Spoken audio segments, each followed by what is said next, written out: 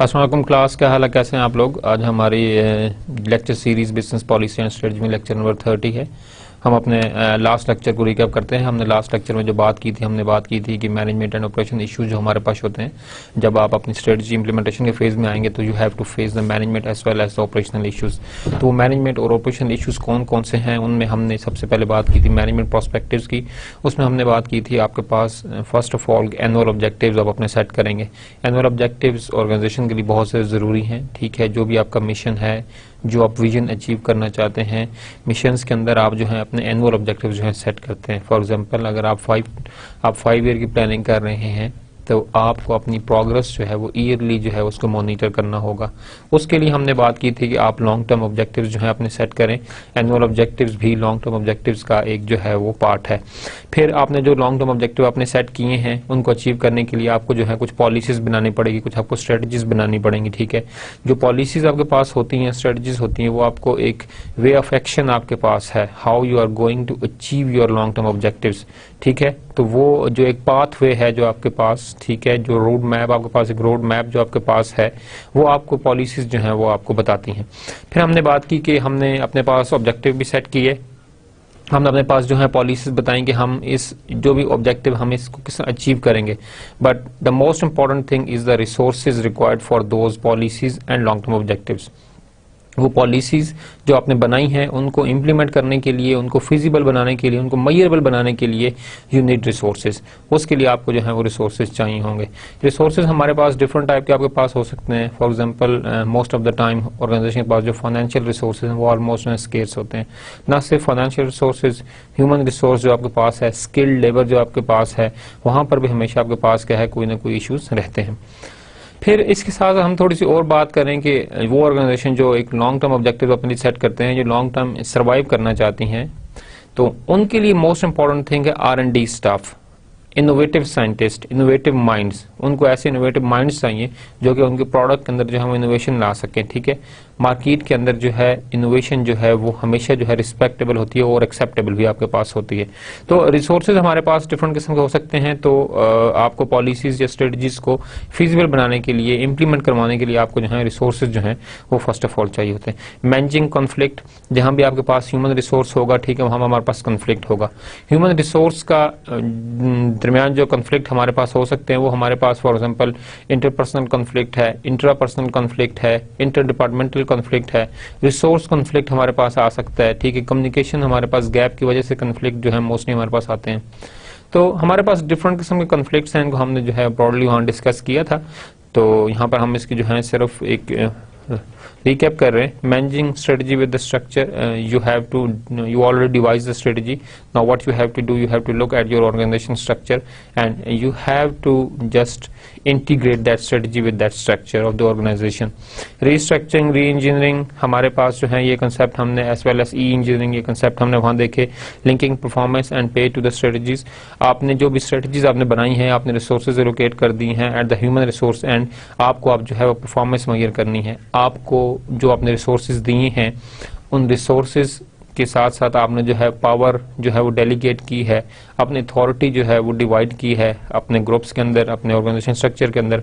Now आपको जो है उसके लिए उनको अकाउंटेबल ठहराना है और आपने जो है ऑर्गेनाइजेशन परफॉर्मेंस जो है उसको आपने जो है वो मेजर करना है, ठीक है। और उस परफॉर्मेंस के बेस के ऊपर जो है आपको जो है ह्यूमन रिसोर्स का जो पे स्ट्रक्चर है उसको भी जो है आपको रिकंसिडर करना है, उसको भी आपको जो है वो रिविजिट करना होगा। इसके साथ साथ हमने बात की थी कि मैनेजिंग रेजिस्टेंस टू चेंज। आप जब भी कोई नई चीज ऑर्गेनाइजेशन में लाएंगे, ठीक है, आपके पास क्या होगा, ऑर्गेनाइजेशन में रेजिस्टेंस क्रिएट होगा।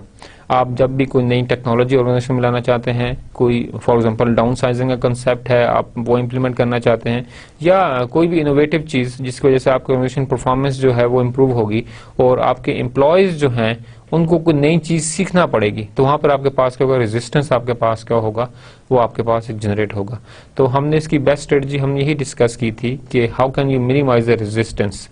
ऑर्गेनाइजेशन के अंदर जो रेजिस्टेंस है उसको मिनिमाइज करने का यही तरीका है कि आप जो भी चेंज लाना चाह रहे हैं, ठीक है, वो वेल इन्फॉर्म्ड हो। ऑर्गेनाइजेशन के अंदर एम्प्लॉयज को जो है उस चीज के बारे में पता हो कि ये चेंज आने वाली है और ये इस चेंज के ये प्रॉन्स और ये कॉन्स हैं, ठीक है।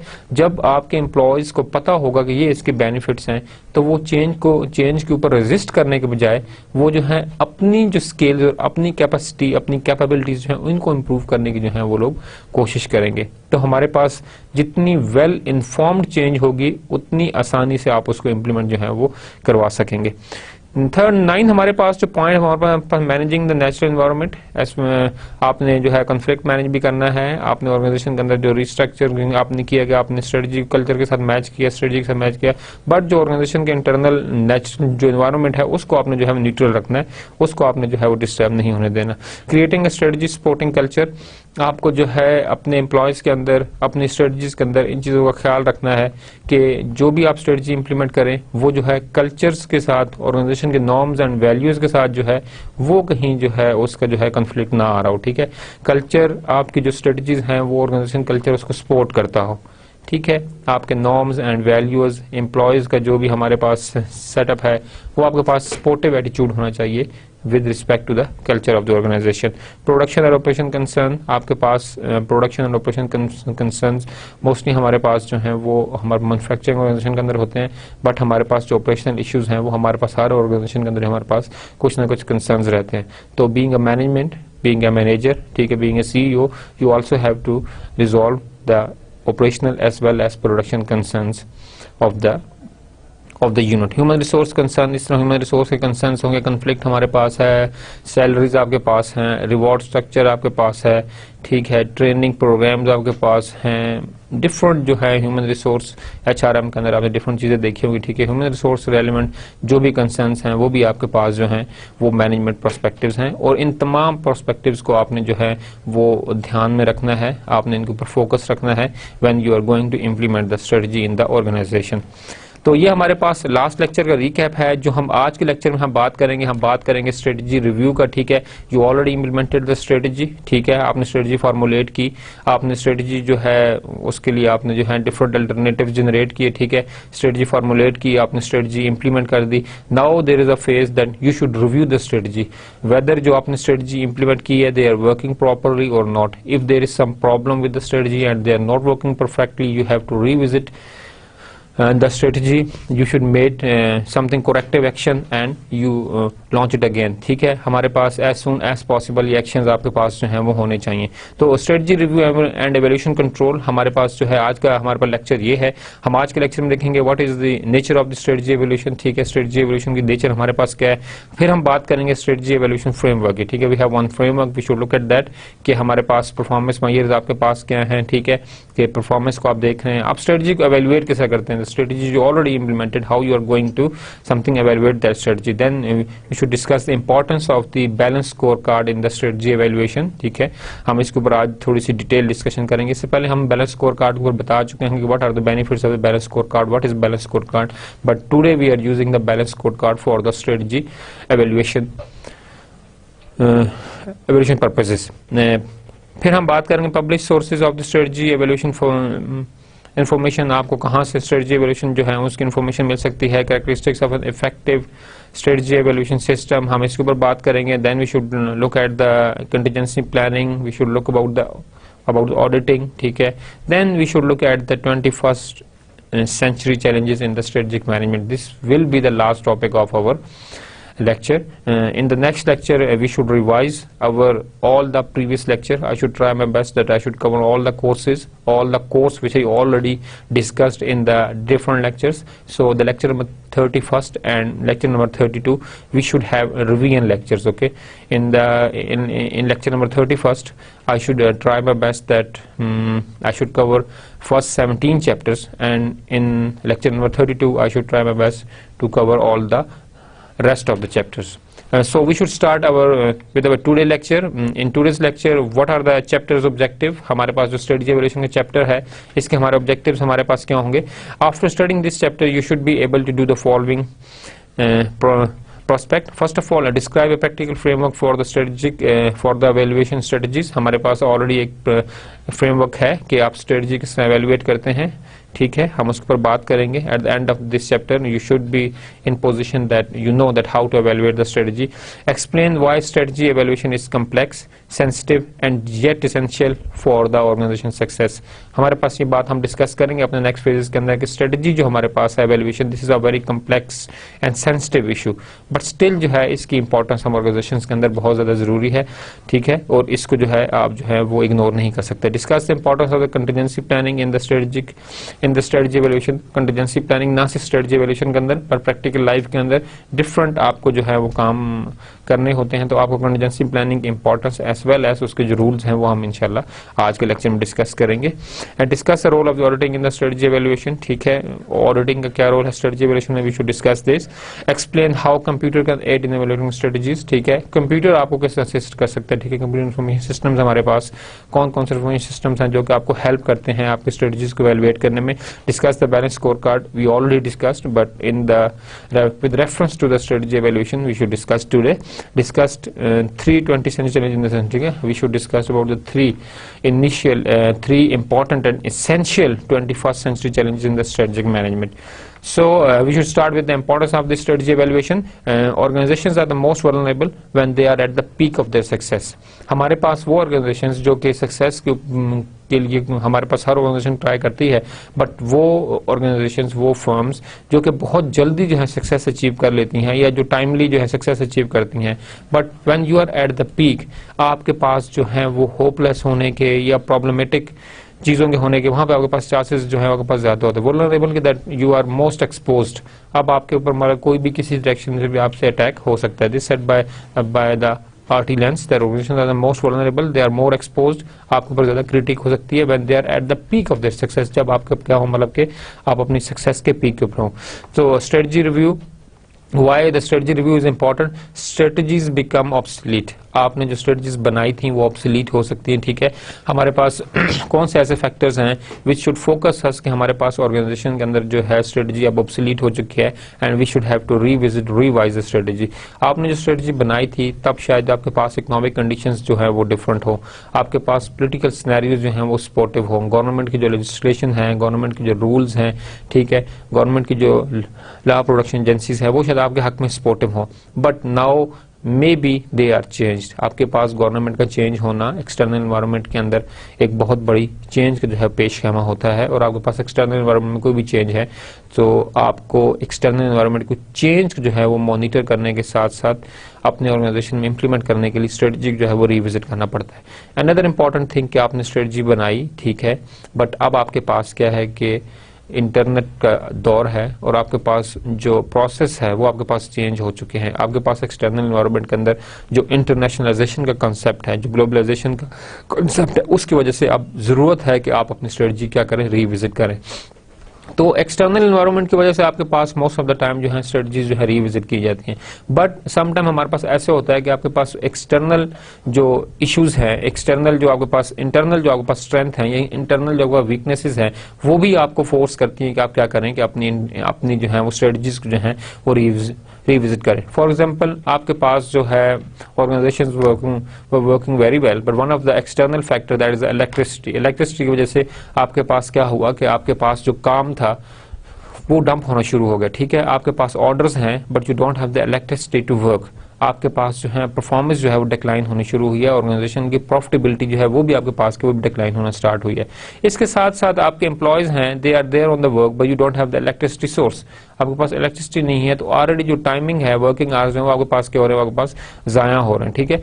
You have the labour force. अब ये एक ऐसा इशू है कि जो एक्सटर्नल इन्वायरमेंट में चेंज की वजह से आपके पास इंटरनली जो है वो डिस्टर्बेंस आपके पास क्रिएट हुई है. अब अगर आप अपनी स्ट्रेटजी को रिविजिट नहीं करेंगे, आप कंटीजेंसी प्लानिंग नहीं करेंगे, आप जो है प्लान नहीं करते, आप स्ट्रेटजीज अपनी चेंज नहीं करते according to the current situation of the electricity, तो आपके पास सर्वाइव करना थोड़ा इश्यू हो जाएगा. So that's why the strategy review is important, that most of the time the strategies become obsolete. Another important factor, external environment as well as external environment, internal as well as external, both are dynamic. ठीक है, both are continuously changing. You have to monitor both things continuously. आपको दोनों चीजों को साथ साथ जो है मॉनिटर करना. जैसे मैंने अभी आपको एग्जांपल दी इलेक्ट्रिसिटी की, एक्सटर्नल एनवायरनमेंट का फैक्टर है. ठीक है, कि आपके पास इलेक्ट्रिसिटी प्रोविजन जो है गवर्नमेंट का काम है कि बिजली आपको प्रॉपर जो है फराहम करे, बिजली आपको दे. But if you don't have the electricity then what you should do. ठीक है, आपके इंटरनल जो प्रोसेसेस हैं वो सब के सब डिस्टर्ब हो रहे हैं. So you have to do something, you have to revisit the strategies, you have to relook at the strategy. आपको अपने करंट जो सिनेरियो है, जो करंट सिचुएशन है, उसके मुताबिक आपको अब जो है प्लान करना है. आपको अपनी स्ट्रेटजी रीविजिट करनी है, आपको अपनी स्ट्रेटजीज नई बनानी है, ताकि आप जो है अपनी नई जो रिक्वायरमेंट्स हैं उनको समझते हुए आप क्या करें कि अपनी रिक्वायरमेंट्स को फुलफिल कर सकें. So these are few importance for the strategy reviews.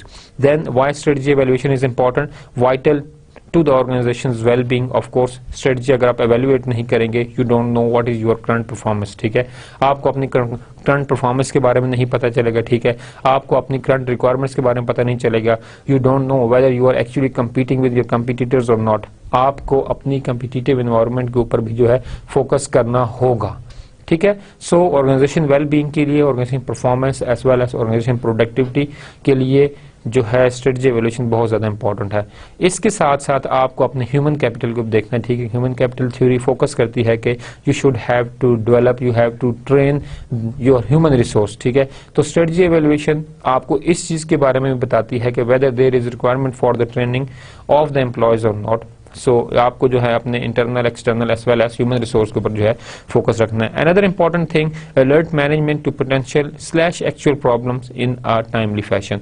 अगर आप स्ट्रेटजी एवोल्यूशन का प्रोसेस जो है स्ट्रेटजी इंप्लीमेंटेशन के साथ साथ ठीक है वीकली करते हैं, डेली करते हैं, मंथली करते हैं, whatever is suitable for you, आप अगर स्ट्रेटजी को एवेल्युएट करते हैं, you should know about the management as well as the employee problems. ठीक है, कि वेदर आपके पास स्ट्रेटजी जो है वो फुली फंक्शनल है या आपके पास मॉडरेटली फंक्शन है. If it is moderately function, what are the basic problems, whether it is from the management end or it is from the employees end, या आपके पास कुछ और टेक्निकल प्रॉब्लम्स हैं जिसमें आपके पास प्रॉब्लम आ रही है.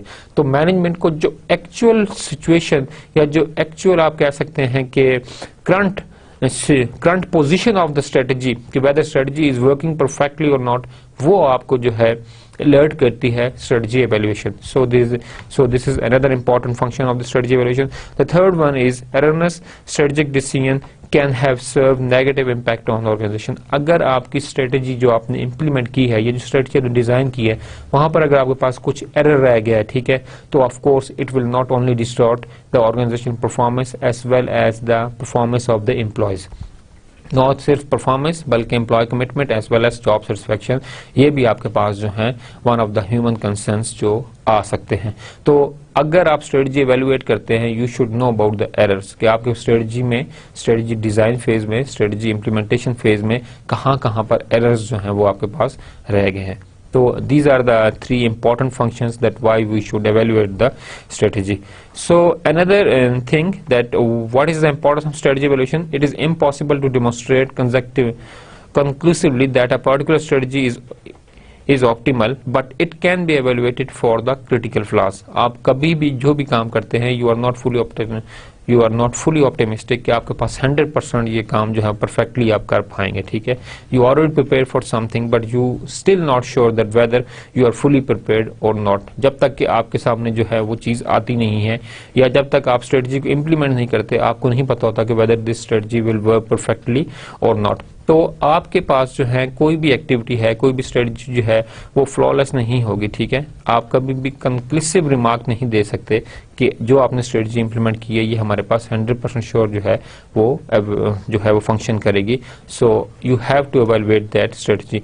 देयर आर 4 क्राइटेरियाज, ठीक है, to evaluate the strategy. ठीक है, we should discuss this thing later, but first thing is consistency.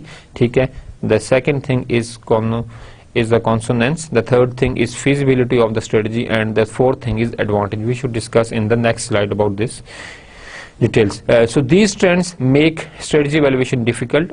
So we have different trends I already listed below कि जो आपके पास स्ट्रेटजी के लिए जो है वो प्रॉब्लमेटिक हो सकते हैं। वो ट्रेंड्स हमारे पास कौन कौन से हैं जिसको हमारे पास स्ट्रेटजी वैल्यूएशन जो है वो मुश्किल हो जाती है, डिफिकल्ट हो जाती है। First of all, dramatic increase in the environmental complexity. आपके पास क्या है, internal as well as external, दोनों एनवायरमेंट को आपने देखना है। We already discussed in the previous slides that both the environments are dynamics, ठीक है।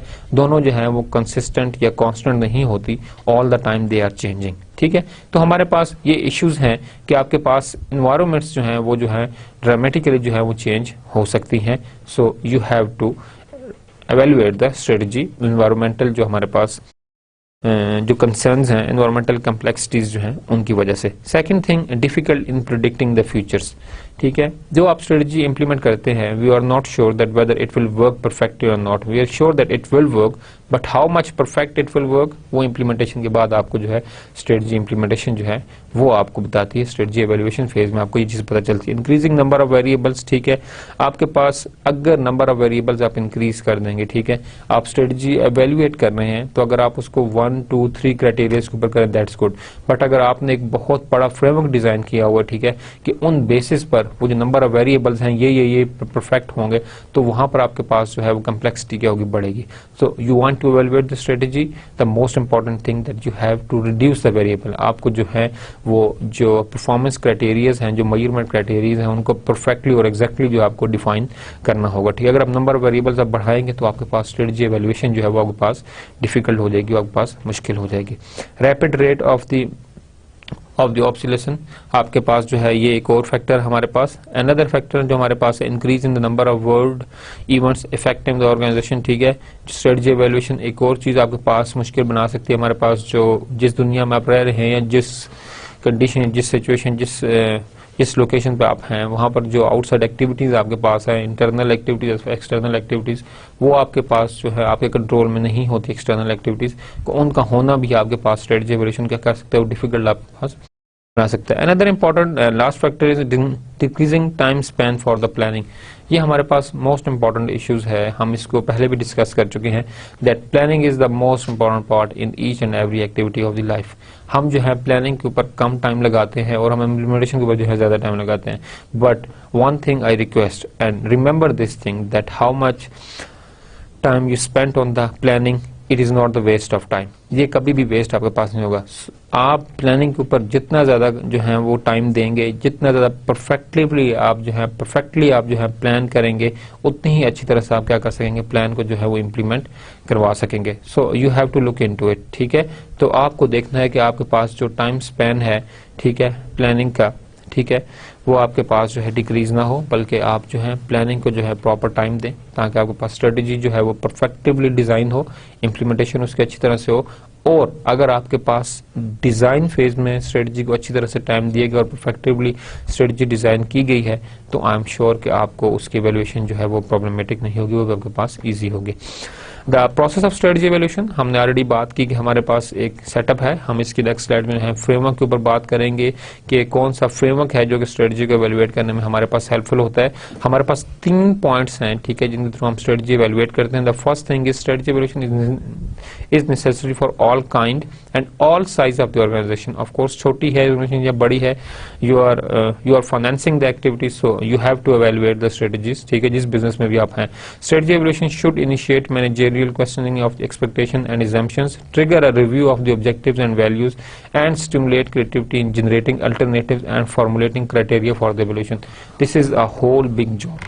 This is not an easy thing. ठीक है, हमारे पास कहाँ से बात स्टार्ट हुई कि फर्स्ट ऑफ ऑल मैनेजर की कुछ एक्सपेक्टेशंस हैं, जो आपके टॉप मैनेजमेंट हैं, जो आप स्टेक होल्डर्स आपके पास हैं, they are just investing their money, ठीक है। आपके पास जब कोई पैसा आपके पास इन्वेस्ट करेगा, आपके शेयर परचेज करेगा, सो दे हैव द कंसर्न्स कि आप क्या करें कि उनके लिए वर्कआउट करें। Everybody is interested in the profit, ठीक है। हर बिजनेस के अंदर कोई भी बंदा प्रॉफिट के बगैर जो है काम नहीं करेगा। तो जो आपके इन्वेस्टर्स हैं, ठीक है, they are investing because they are interested in the profit, ठीक है। They are looking at you कि आप जो स्ट्रेटजीज बनाएंगे, आप जो प्लान चॉक आउट करेंगे, वो एंड ऑफ द डे क्या करेगा, उनको मतलब कि वो प्रॉफिट देगा। तो मोस्ट इंपॉर्टेंट थिंग कि ये एक मैनेजरियल एक्सपेक्टेशंस है, सीईओ की स्टेक होल्डर्स एक्सपेक्टेशंस हैं, ठीक है। Trigger review of the objectives and values, जो आपके पास ऑब्जेक्टिव्स हैं और जो आपके पास वैल्यूज हैं, जो आपके पास पॉलिसीज हैं, ठीक है, उनका एक किस्म का रिव्यू है स्ट्रेटजी एवेल्यूशन के। The objective you set whether they are workable और not, the strategies which you define to achieve those objectives, whether they are aligned perfectly or not, whether the resources you allocated are something you have the NF resources कि आप उन strategies को जो है properly evaluate कर सके। तो ये चीजें आपके पास जो है वो जरूरी है। And stimulate creativity in generating alternative informative criteria for the evaluation, ठीक है। जो मैनेजर्स के एक्सपेक्टेशंस हैं कि आप क्या करें, उनकी प्रॉफिट जो है उसको बढ़ाएं, ठीक है, जो उनकी एजम्पशंस हैं, ठीक है, उसकी बेस पर ही आपने वैल्यूज, अपनी गोल्स, पॉलिसीज आपने सेट की हैं। अब आप क्या कर रहे हैं कि आप क्या कर रहे हैं कि एक क्रिएटिविटी जनरेट करने के लिए ऑर्गेनाइजेशन के अंदर क्या करते हैं, स्ट्रेटजी इवेल्यूशन का एक प्रोसेस करते हैं। जब आप स्ट्रेटजी को इवेल्युएट करेंगे तो of course you will look at the flaws, you will look at the something working factors, working criteria of that whether they are working properly or not। तो आपके पास क्या होंगे, डिफरेंट किस्म के अल्टरनेटिव्स आएंगे, ठीक है, कि स्ट्रेटजी काम नहीं कर रही तो स्ट्रेटजी को वर्केबल बनाने के लिए हमें ये डिफरेंट जो हैं वो कंसेप्ट जो है वो अप्लाई करने चाहिए, ठीक है। तो उस केस के लिए आपके पास जो है फर्स्ट थिंग कि आपके पास स्ट्रेटजी इवैल्यूएशन में इनिशियली जो आपके पास जो है मैनेजर जो है वो क्या करता है कि आपके पास वैल्यूज और गोल्स और ऑब्जेक्टिव्स को क्या करता है, मैच करता है और क्या करता है, क्रिएटिविटी जनरेट करने के लिए स्ट्रेटजी इवैल्यूएशन के प्रोसेस को क्या करता है, वो आपके पास वो एक इनिशिएट करता है। Evaluating strategies on a continuous rather than periodic basis allow benchmark of the progress to be established and more effectively monitored। This is another important thing that if you are manager, ठीक है, what you have to do कि आपको जो है वो periodic basis पर जो है वो नहीं करना, बल्कि आपको स्ट्रेटजी एवेल्यूएशन जो है वो कंटिन्यूस प्रोसेस बनाना है, ठीक है। Whether you are doing it daily, whether you doing hourly, ठीक है, आप क्वार्टरली, जिस तरह भी आप उसे देखते हैं, ठीक है। तो being at the position of CEO, the most important concern is whether the strategy is working perfectly और नॉट। तो उसके लिए आप क्या करें, पीरियोडिक जो है वो स्ट्रेटजी एवेल्यूएशन के जो है वो कंसेप्ट को अप्लाई करें, या क्या करें आप उसको कंटिन्यूस जो है वो अप्लाई करें। But the most recommended thing is the continuous strategy evaluation. इससे आपके पास क्या होगा कि आपके पास जो है परफॉर्मेंस मुहैया करना आपके पास आसान होगा, ठीक है। द मैनेजमेंट, ठीक है, जो आपके पास इम्प्लीमेंटर्स हैं, जो आपके पास मैनेजरियल लोग हैं, वो भी they also know that we should be accountable for what we are doing, ठीक है।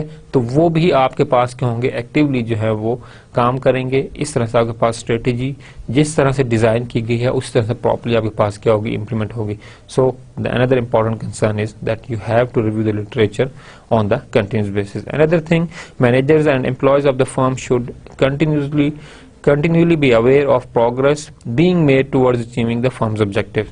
अब स्ट्रेटजी एवेल्यूएशन तो आप कर रहे हैं, ठीक है, टॉप मैनेजमेंट कर रही है, मैनेजरियल लेवल पर आपके पास हो रही है, ठीक है। You are measuring the performance, you are just something on the base of performance, you are raising the pays, whatever it is.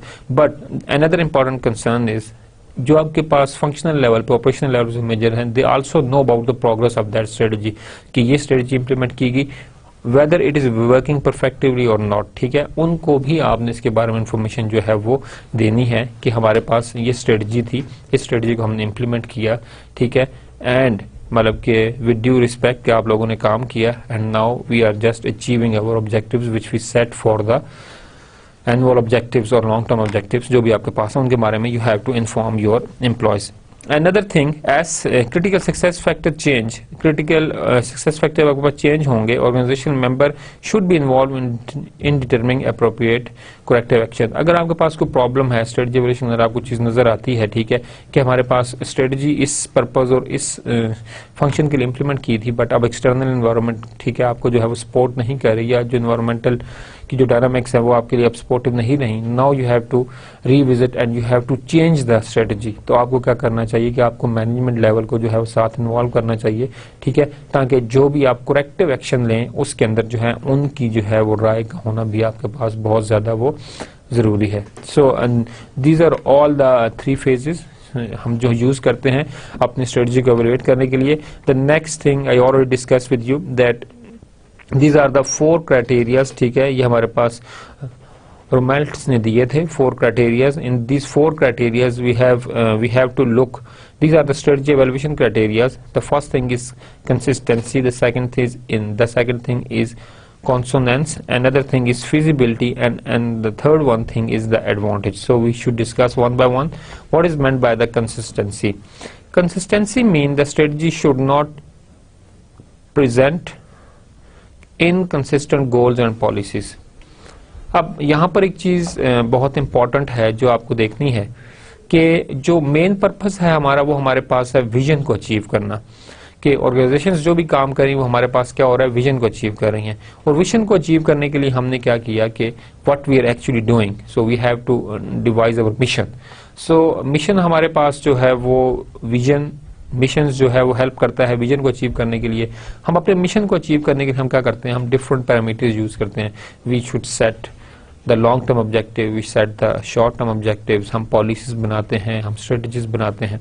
ये तमाम चीजें हमारे पास क्या हैं, वो हमारे पास चीजें सब की सब हमारे पास हैं। अब at the management position you have to look the concept of consistency, कि जो आपके पास स्ट्रेटजीज है whether they are linked with the policies और नॉट। ठीक है, जो आपने गोल सेट किए हैं, जो ऑब्जेक्टिव्स आपके पास हैं, ये इंटरलिंक्ड हैं भी कि नहीं। ठीक है, आपका जो गोल है वो कुछ और है, बट जो स्ट्रेटजी उस गोल को अचीव करने के लिए बनाई गई हैं वो फिजिबल ही नहीं है, वो उस गोल को अचीव नहीं करी बल्कि वो किसी और क्वेश्चन को आंसर करी। So this thing will be the wrong, this thing is called inconsistency in the strategic. ठीक है, इन द स्ट्रेटेजिक पोजीशन, जो आपने स्ट्रेटेजिक पोजीशन आपने की है, जो स्ट्रेटेजिक आपने एक प्लानिंग की है, so this thing is under inconsistent strategic planning. तो आपको अपने long term objective, short term objective, policies, goals, objectives को लिंक करना है, कंसिस्टेंट रखना है विद योर मिशन स्टेटमेंट। ठीक है, और मिशन स्टेटमेंट अगर आपके पास कंसिस्टेंट है विद योर विजन स्टेटमेंट, तो आपके पास तमाम की तमाम एलिमेंट आपके पास क्या होगी, वो फोकस्ड होगी। So all and each activity हमारे पास क्या हो, वो कंसिस्टेंट हो और अलाइंड हो, इंटीग्रेटेड हो। ठीक है, एक दूसरे को सपोर्ट कर रहे हो। ठीक है, सो दैट कि हमारे पास जो फाइनल चीज है, आउटकम हमारे पास है, वो वही हो जो हमारे पास डिजाइड है। अनदर थिंग हमारे पास है, वो हमारे पास है consonance, need for strategies to examine set of the trends. ठीक है, हमारे पास देयर इज अ नीड कि हमारे पास strategies to examine set of trends. हमने जिस तरह बात की कि हमारे पास इंटरनल एनवायरनमेंट या एक्सटर्नल एनवायरनमेंट दोनों हमारे पास डायनामिक हैं, कभी कंसिस्टेंट नहीं है।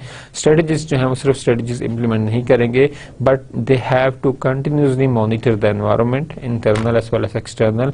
दे have to evaluate, they have to review the strategy again and again। ठीक है, on the continuous basis। ठीक है, वो ट्रेंड सेट करें, वो अपने लिए एक जो है टाइम टेबल बनाएं, और whatever the pattern they set, but they have to evaluate and review the strategy on the continuous basis। ठीक है, another thing, feasibility, neither overtax resource or create unsolvable सब प्रॉब्लम। ठीक है, आपको जो है फिजिबिलिटी देखनी है कि जो आपने रिसोर्सेज दिए हुए हैं, जो आपके पास ह्यूमन रिसोर्स है, ह्यूमन कैपिटल है, जो आपके पास स्किल्स की लेबर है, वेदर जो आपके पास स्ट्रेटजीज हैं जो आपने बनाई हैं, इंटरनल स्ट्रेंथ्स जो हैं, इंटरनल जो कैपेबिलिटीज हैं, वो उन स्ट्रेटजीज को इम्प्लीमेंट करने के लिए एनफ भी हैं या नहीं। ठीक है, अगर आपके पास स्ट्रेटजीज बनी हुई हैं बट इंटरनल रिसोर्सेज आपका सपोर्ट ही नहीं कर रहा कि आप वो क्या कर सकें, आप उस स्ट्रेटजी को इम्प्लीमेंट कर सकें, so that strategy is not the feasible strategy. Feasible strategies आपके पास वो होंगी कि आपके पास स्ट्रेटजी इम्प्लीमेंट होने जा रही है तो आपके पास ह्यूमन रिसोर्स जो रिक्वायर्ड है अवेलेबल है, ठीक है, और कमिटेड है। सेकेंड थिंग, उसके लिए जो फाइनेंशियल रिसोर्सेज आपको चाहिए वो आपके पास क्या है, वो आपके पास अवेलेबल हैं। जो भी आप जो स्ट्रेटजी इंप्लीमेंट करने जा रहे हो वो मेजरेबल है, उसके थ्रू हम परफॉर्मेंस को मेजर कर सकते हैं। वो ऐसी चीज नहीं है, ठीक है, कि जो हमारे पास होने जा रही है बट हम उसको पता नहीं कि हमारे पास what is the outcome of that thing. ठीक, सो आप जो भी चीज करने जा रहे हैं, जो भी आप स्ट्रेटजी डिजाइन करने जा रहे हैं, ठीक है, तो आपको उसकी फिजिबिलिटी जरूर देखनी है। ठीक है, क्योंकि एवेल्युएशन तभी पॉसिबल होगी जब आपके पास क्या होगा कि फिजिबिलिटी आपके पास होगी, स्ट्रेटजी आपके पास फिजिबल होगी फॉर इम्प्लीमेंटेशन। इस चीज को आपने देखना है। द लास्ट वन हमारे पास है एडवांटेज। ठीक है जी, क्रिएशन और मेंटेनेंस ऑफ कॉम्पिटिटिव एडवांटेज। आपने क्या करना है कि जो स्ट्रेटजी आप बना रहे हैं उस स्ट्रेटजी का पर्पस ये हो कि ये स्ट्रेटजी इंप्लीमेंट होने के बाद आपके पास मार्केट में आपको कॉम्पिटिटिव एडवांटेज दिलवाएगी। ठीक है, इसीलिए ऑर्गेनाइजेशंस क्या करती हैं, स्ट्रेटजीज को रिविजिट करती हैं, एवेल्युएट करती हैं और रिव्यू करती हैं। उसका पर्पस ही यही होता है कि अगर हम स्ट्रेटजीज हमारी गलत है, हम उनको अभी करेक्टिव एक्शन लेकर क्या करें, वो ठीक करें, ताकि मार्केट में जो कम्पिटिटिव एडवांटेज है, कम्पिटिटिव एज है, वो हम क्या कर सकें, अपना मेंटेन रख सकें। हमने लेक्चर के स्टार्ट में बिल्कुल बात की थी, ठीक है, मैंने आपके साथ कोटेशन शेयर की थी कि वो ऑर्गेनाइजेशंस जो कि पीक पर होती हैं उनके पास क्रिटिसिज्म जो हमारे पास क्या होता है वो ज्यादा होता है, ठीक है, जो अपनी सक्सेस की पीक पर होती हैं उनको क्रिटिसिज्म आपके पास क्या होता है, ज्यादा होता है, ठीक है। कंपटीटर्स आपके पास हैं डिफरेंट, हमारे पास जो कम्पिटिटिव एनवायरनमेंट है वो उनकी नजर अपने कंपटीटर के ऊपर ही होती है, जो कि उनके लिए जो है वो टॉप या बेंचमार्क के तौर पर एक्ट हो रहा होता है, ठीक है। तो वो उसकी गलतियों को ज्यादा क्रिटिसाइज करते हैं, उसकी स्ट्रेटजीज को ज्यादा क्रिटिसाइज करते हैं। तो अगर ऑर्गेनाइजेशन का इंटरनल रिव्यू प्रोसेस जो है वो स्ट्रांग नहीं है तो आपको जो है इन प्रॉब्लम्स का आपके पास क्या होगा, इश्यू आपके पास होगा। सो आपने जो स्ट्रेटजी बनाई है it should be helpful to take advantage, competitive advantage जो है वो लेने के लिए क्या हो, आपके लिए क्या हो, वो आपको सपोर्ट करे। So these are the 4 factors. Difficulties in strategy evaluation हमारे पास जो है ये हमने ऑलरेडी जो है पहले डिस्कस किए हैं, ठीक है, हमारे पास कि increase in the environmental complexity, the second thing is difficulty in predicting the future when with accuracy, हमारे पास ये इशू होता है इंक्रीजिंग नंबर ऑफ वेरिएबल्स, आपको जो है जो मेजरमेंट करनी है, स्ट्रेटजी एवेल्युएट करनी है, उसकी बेसिस जो है उसके नंबर ऑफ वेरिएबल्स आपके पास कम से कम हो। Rate of obsolescence of the plan, ठीक है, आपने देखना है कि आपके पास कितने प्रॉब्लम्स आ सकती हैं इस प्लान के फेल होने के, ठीक है, उसको आपने देखना है, ठीक है, कितनी डिफिकल्टीज आपके पास जो हर्डल्स हैं वो इस प्लान के लिए हो सकती हैं। Domestic and global events you have to look at this. Then thirdly you have to look the time spent for the planning certainty, आपको जो है प्लानिंग की सर्टेनिटी के लिए जो टाइम स्पेन है उसको प्रॉपर्ली जो है मॉनिटर करना। These are a few difficulties जो हम नहीं करते। स्ट्रेटजी इवैल्यूएशन फ्रेमवर्क, हमारे पास स्ट्रेटजी इवैल्यूएशन फ्रेमवर्क जो है नेक्स्ट हमारे पास, this is the framework, okay, but we should have to look for the basis. उसके लिए हमारे पास 3-4 assumptions हैं वो हम देखते हैं। The first thing, review of the underlying basis of the strategy. आपने जो स्ट्रेटजी बनाई थी उसके लिए अंडरलाइन जो आपके पास बेसिस थी वो क्या क्या थी।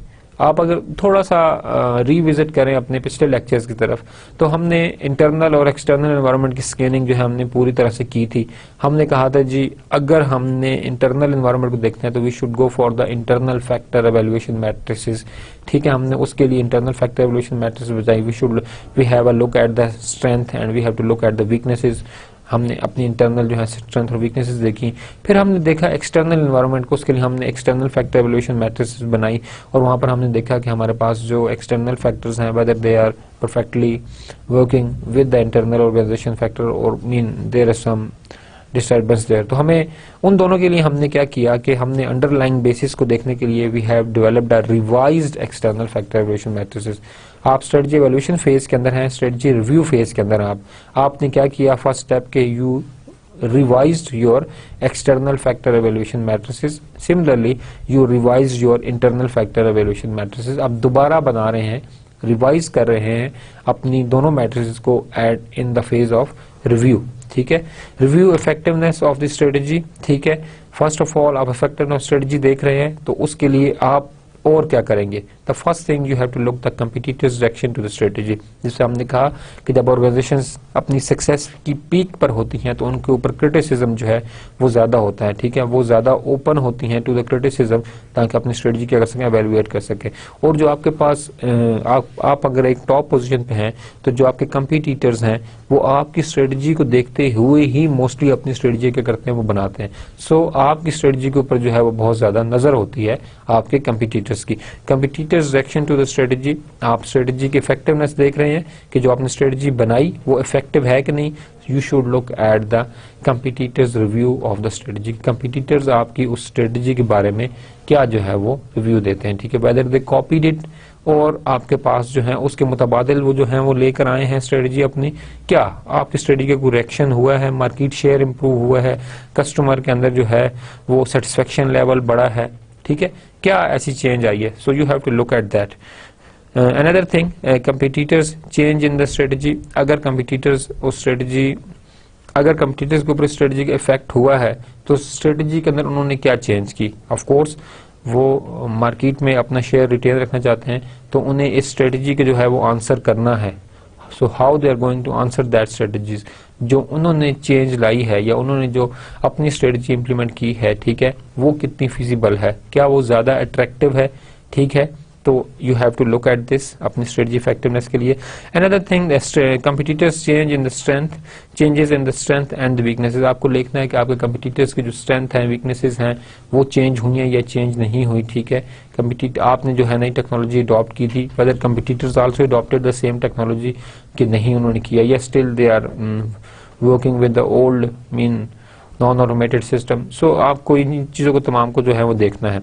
Reason for competitor strategic change, competitors जो हैं वो स्ट्रेटेजिक चेंज चाह रहे हैं, what are the reasons behind that. Another thing, reasons for the competitor successful strategies, आपकी जो competitor strategies they successful, why they are successful, what are the factors which are making those strategies successful। आपको इन तमाम चीजों को enlist करना है और आप उनको जो है वो फोकस करना है। अनदर इंपॉर्टेंट थिंग जो हमारे पास है वो हमारे पास है competitor present market position and profitability. जो आपके पास कंपटीटर्स आपके पास हैं उनकी प्रेजेंट मार्केट जो है वो शेयर कितना है, ठीक है, उनके प्रेजेंट मार्केट शेयर उनकी प्रॉफिटेबिलिटी में जो है वो कितना कंट्रीब्यूट कर रहा है। हमें इन तमाम चीजों को जो है देखना है और हमें फोकस करना है। Potential for corporation with the competitors, अगर आप कंपटीटर से कम्पीट नहीं कर सकते, so is there any possible way that you should corporate, ठीक है। मर्जर का कंसेप्ट है आपके पास, मर्जर आपके पास है, एक्विजिशन आपके पास है, जॉइंट वेंचर है, तो आप कॉर्पोरेशन की कुछ जो है सिचुएशन निकाल सकते हैं। तो आपको देखना है कि अगर आपकी स्ट्रेटजीज फिजिबल नहीं हो रही तो कंपटीटर्स की अगर फिजिबल हैं तो you should can you corporate with them, ठीक है। कोई इस तरह की ऑप्शन आपके पास हो सकती है कि आप जो है जॉइंट वेंचर के तौर पे काम कर सकें। So these are thing. Another important thing, monitor strength, weaknesses, opportunities and threats. As we said in the last slide that you have to revise the external factor evaluation matrix and as well as you have to revise your internal factor evaluation matrix। तो उसके लिए आपको जो है वो strengths को देखना होगा कि are strengths still strength, आपकी जो strengths थी वो अभी तक strengths ही हैं, आपने उन स्ट्रेंथ्स के अंदर कोई इंप्रूवमेंट आपने देखी है या नहीं देखी, क्या जो एक्सटर्नल मार्केट में अपॉर्चुनिटीज क्रिएट हुई हैं आपकी करंट स्ट्रेंथ उन अपॉर्चुनिटीज को कैप्चर करने के लिए सपोर्टिव है या नहीं है। So you have to look at this thing कि आपकी जो स्ट्रेंथ्स हैं they are whether still strengths, because हमने कहा कि एनवायरनमेंट जो है डायनामिक रहती है internal as well as external, तो आपको अपनी स्ट्रेंथ को जो है वो कंटिन्यूस बेसिस पर जो है वो इम्प्रूव करना है, आपको एनवायरमेंटल चेंजेस को जो है वो अडॉप्ट करना है, ठीक है। तो उन चेंजेस को अडॉप्ट करने के लिए आपको अपनी स्ट्रेंथ्स को जो है वो बढ़ाना पड़ता है। तो आप फर्स्ट क्वेश्चन खुद से ये करते हैं कि are strengths still strengths, have we needed additional strengths.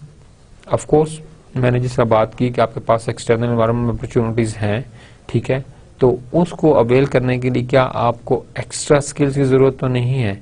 If you need it then you have to work on that. Are weaknesses still weaknesses, क्या आपने अपनी वीकनेसेस को, अब आप इस चीज को देखें, एक चीज को आप काइंडली अपने माइंड में रखें कि दिस इज द एंड, कि हमने स्ट्रेटजी इंप्लीमेंट कर दी है, हम उसको रिव्यू कर रहे हैं और एंड पे हम जो है दोबारा रिविजिट कर रहे हैं कि are the weaknesses still weaknesses, कि स्ट्रेटजी बनने से लेकर एंड पे इंप्लीमेंट हो रही है स्टिल वो वीकनेसेस ही हैं या हमने उनको इंप्रूव किया है या उन वीकनेसेस को हमने अपनी स्ट्रेंथ में कन्वर्ट किया है। So you are very much keen about the strengths as well as weaknesses. आप ऑर्गेनाइजेशन इंप्रूवमेंट के ऊपर जो है ऑर्गेनाइजेशन इफेक्टिवनेस के लिए बहुत ज्यादा ऑप्टिमिस्टिक है और आप चाहते हैं कि वीकनेसेस जो हैं वो जल्दी से हमारे पास स्ट्रेंथ के अंदर कन्वर्ट हों ताकि आप जो है एक्सटर्नल एनवायरनमेंट को जल्दी से क्या कर सकें, अपॉर्चुनिटीज जो है उनको आप कैप्चर कर सके। आर अपॉर्चुनिटीज स्टिल अपॉर्चुनिटीज, जो अपॉर्चुनिटीज थी वो स्टिल अपॉर्चुनिटीज हैं या नहीं है, अगर हैं तो what are the strategies you had taken to something capture those opportunities. आपने उनको आपने देखना है। अदर अपॉर्चुनिटीज डेवलप्ड, क्या और मार्केट में अपॉर्चुनिटीज डेवलप हुई हैं, ठीक है। जैसे हमने कहा कि हमारे पास external environmental scanning as well as internal environmental scanning दोनों जो है कंटिन्यूस हैं, साइड बाय साइड आपके पास चलते रहते हैं, ठीक है। स्ट्रेटेजिस्ट कभी भी ऐसा नहीं करते कि आपके पास एक्सटर्नल एनवायरमेंट को भूल जाए और इंटरनल भी भूल जाए, नहीं, कभी भी ऐसा नहीं है। एक्चुअली हम इस चीज को देख रहे हैं अपने पास स्ट्रेटेजी रिव्यू एवल्यूएशन फेज में कि strategist they are still interested, they are still evaluating, they are still screening the internal strength, internal weaknesses, then they are screening the external opportunities कि हमारे पास still opportunities हैं या नहीं, ठीक है। तो आप देखें कि हमारे पास strategist जो है at the start they were keen कि हाँ क्या हो रहा है, इम्प्लीमेंटेशन फेज पे still they are looking for the external internal environment, ठीक है, और एंड पे रिव्यू फेज में भी क्या कर रहा है, वो स्कैन कर रहा है इस चीज को. So these are the very important factor which you have to consider, ठीक है. Are threats still threats, other threats emerge, क्या कुछ नई थ्रेट्स इमर्ज हुई हैं या नहीं इमर्ज हुई, पुरानी स्ट्रेंथ अभी तक हमारे पास स्ट्रेंथ ही है या नहीं है. Are we vulnerable to hostile take over, ठीक है, वल्नरेबल हमारे पास के जो हॉस्टाइल टेक ओवर है क्या उसके लिए हमारे पास एनवायरमेंटल में चेंज है वो हमारे पास प्रॉब्लम हो सकता है नहीं हो सकता. So we have to answer this question कि are we vulnerable to the hostile take over. So this is the strategy evaluation framework. Actually हमारे पास ये स्ट्रेटजी एवेल्युएशन का फ्रेमवर्क है. अगर आप इसको देखें तो फर्स्ट जो हमारे पास चीज है वो हमारे पास है review underlying basis, we already done, we revised our internal and external factor evaluation matrices, ये हम इसमें किया. डिफरेंसेस इज कोई डिफरेंसेस हैं जो हमने शुरू में बनाई थी इंटरनल फैक्टर एवेल्युएशन मैट्रिसेस, उसका स्कोर और आपके स्कोर में कोई फर्क हमारे पास है या नहीं है. यस, अगर फर्क है you should go to the step 3, take the corrective action. Strategy के अंदर क्या करें आप, करेक्टिव एक्शंस लें. If there is no difference major from performance. जिस तरह की सिचुएशंस पहले थी, इंटरनल एनवायरनमेंट एक्सटर्नल एनवायरनमेंट वो वैसी ही हैं. अपॉर्चुनिटीज अभी भी अपॉर्चुनिटीज हैं, थ्रेट्स अभी भी आपके पास जो है वो थ्रेट्स नहीं रही बल्कि वो आपके पास वीकनेसेस इंप्रूव हुई हैं, स्ट्रेंथ्स आपके पास बढ़ी हैं. If this is a thing measure the firm performance. आप क्या करें कि फर्म की परफॉर्मेंस को क्या करें, मेजर करें. If differences you should take the corrective action. अगर आप करेक्टिव एक्शन लें तो दोबारा you have to revisit your strategy. अगर आपके पास क्या है कि डिफरेंसेस नहीं है, कंटिन्यू प्रेजेंट कोर्स, तो आप अपनी स्ट्रेटजी के अंदर कोई चेंज ना करें. आप क्या करें, जो आपने कोर्स ऑफ एक्शन, जो आपने स्ट्रेटजीज पॉलिसीज डिजाइन की हैं, you should move forward with those strategies. So ये हमारे पास एक सिंपल सा बट बहुत इफेक्टिव जो है स्ट्रेटजी एवेल्युएशन जो है फ्रेमवर्क हमारे पास है. मेजरिंग द फर्म परफॉर्मेंस, ये हमारे पास एक और फैक्टर है. मेजरिंग द फर्म परफॉर्मेंस, इसके लिए आपको क्या करना है, compare expected to the actual results. जो आपके पास एक्सपेक्टेड रिजल्ट्स हैं, ठीक है, जो हम चाह रहे हैं कि ऐसा होना चाहिए, अगर हम ये स्ट्रेटजी इंप्लीमेंट कर रहे हैं तो ये हमारे पास आउटकम आनी चाहिए. अगर हमारे पास एक्चुअल जो रिजल्ट्स हैं वो एक्सपेक्टेड रिजल्ट्स के साथ कंफ्लिक्ट नहीं कर रहे, ठीक है, तो it is good. It's mean कि ऑर्गेनाइजेशन जो है वो परफॉर्मेंस जो है वो इम्प्रूव हो रही है. जो ऑर्गेनाइजेशन प्लान थे, जो स्ट्रेटजीज थी, वो परफेक्टली आपके पास क्या कर रहे हैं, वर्कआउट कर रहे हैं. Investigate deviation from the plan. आप क्या करें कि ऑर्गेनाइजेशन की परफॉर्मेंस आप मेजर कर रहे हैं, यू शुड चेक कि वेदर हमारे पास जो प्लान है, जो स्ट्रेटजीज बनाई है हमने, वो कहीं हमें प्लान से जो है वो डेविएट तो नहीं करें, ठीक है. You have to ensure this thing कि जो हमने स्ट्रेटजीज बनाई हैं, ठीक है, वो आपके पास एनुअल ऑब्जेक्टिव के अचीवमेंट की तरफ ही हमें लेकर जा रही थी. अगर if there is any deviation तो आपको जो है यहाँ पर करेक्टिव मेजर जो है वो लेनी होंगी.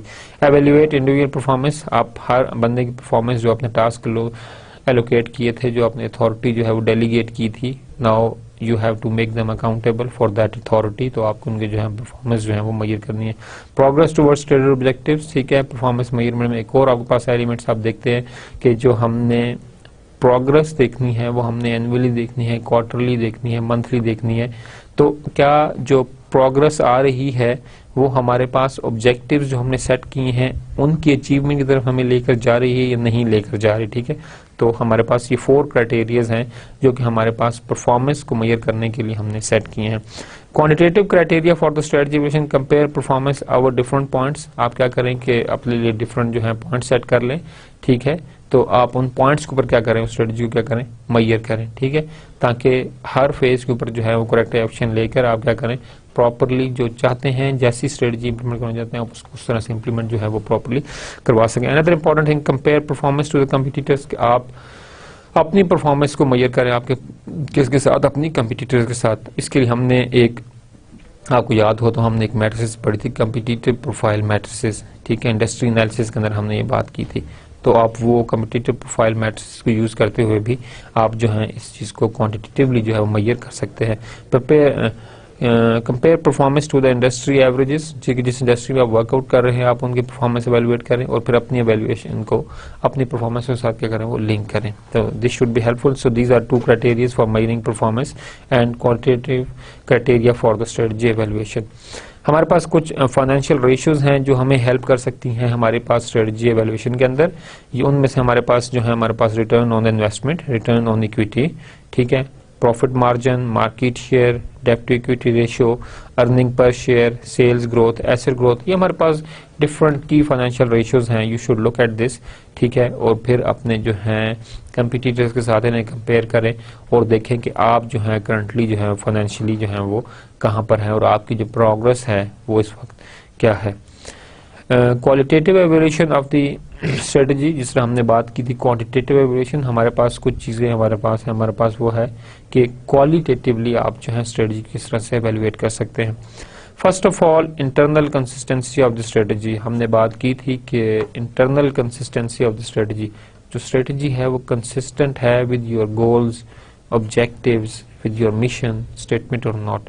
आपकी स्ट्रेटजी जो है अगर वो कंसिस्टेंट है with all these things, it's mean कि यू आर वर्किंग परफेक्टिवली। आपकी जो स्ट्रेटजी है, जो वर्क प्लान आपने चॉक आउट किया हुआ है, वो एक अच्छे तरीके से क्या कर रहा है, वो काम कर रहा है।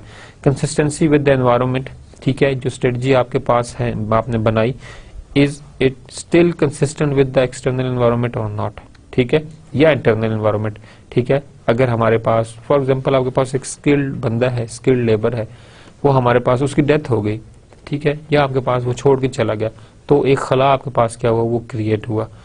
अब आपने क्या करना है कि आपकी स्ट्रेटजी जो है उसको अचीव करने के लिए आपको जो है नया बंदा चाहिए, आपको उसे कंसिस्टेंट बनाना होगा, ठीक है, कि वो कंटिन्यूसली स्मूथली क्या करती रहे, वो वर्कआउट करती रहे। तो you have to look at the environment, internal external, and then you have to decide whether your strategy is still consistently working or not. Appropriateness in view of the resources, जब आपने strategy बनाई है उसके लिए जो resources required हैं वो आपके पास हैं या कि नहीं है, ठीक है, ये बहुत इंपॉर्टेंट इश्यूज हैं। तो ऑर्गेनाइजेशंस के अंदर जो सीईओज हैं, what they do that they mostly involve the operational level managers in the decision making in the strategy formulation phase.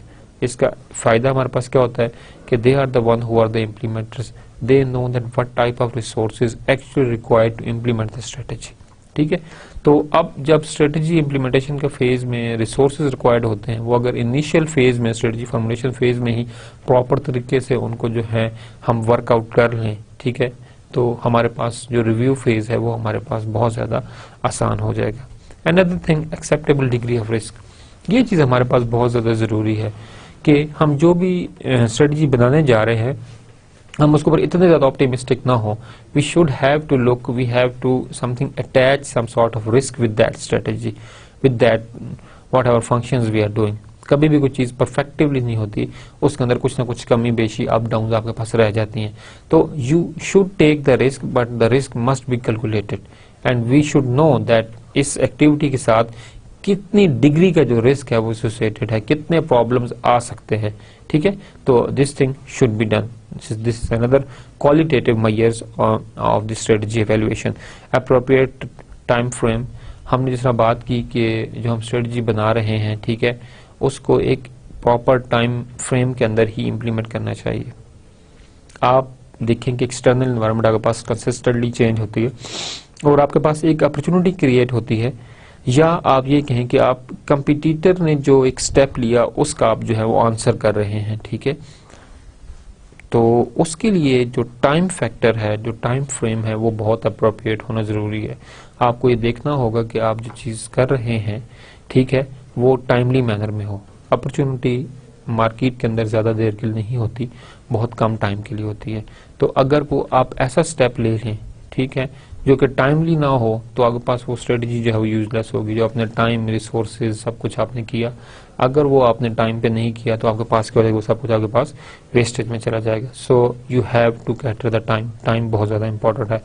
Workability of the strategy, जो आप काम कर रहे हैं उसकी वर्केबिलिटी वो बहुत ज्यादा जरूरी है। अगर आप ऐसी स्ट्रेटजी बना रहे हैं जिसके ऊपर काम हो ही नहीं सकता, फॉर एग्जांपल हम कहें जी इंटरनल रिसोर्सेज अवेलेबल नहीं है, उस स्ट्रेटजी को इम्प्लीमेंट करने के जो फाइनेंसेस रिक्वायर्ड है वही आपके पास नहीं है, तो वो स्ट्रेटजी आपके पास of course it is a complete failure, आपके पास तो वो हो ही नहीं सकती।